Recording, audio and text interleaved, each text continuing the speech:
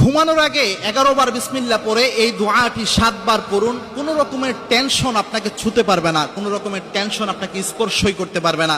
দেখেন, আমাদের মধ্যে অনেক ভাই রয়েছে যারা অনেক ফ্রাস্ট্রেশনে ভোগেন, অনেক ফ্রাস্ট্রেটেড পিপল রয়েছে আমাদের মধ্যে, যারা হতাশায় টেনশনে আত্মহত্যা পর্যন্ত করতে চায়। এরকম মানসিক টেনশনে যারা রয়েছেন, পেরেশানিতে যারা রয়েছেন, তারা ঘুমানোর আগে এই আমলটা করে দেখেন। বিশ্বাস করেন ভাই, আপনার এই আমলের মাধ্যমে যা উপকার হবে, আমার পরিচিত অনেকেই এই আমলটা করার মাধ্যমে তারা উপকৃত হয়েছে। আল্লাহর হাবিব সাল্লাল্লাহু আলাইহি সাল্লাম নিজে আমলটা প্রেসক্রাইব করেছেন, রাসূলুল্লাহ সাল্লাল্লাহু আলাইহি ওয়াসাল্লাম নিজে সারা জীবন এই আমলটা করেছেন।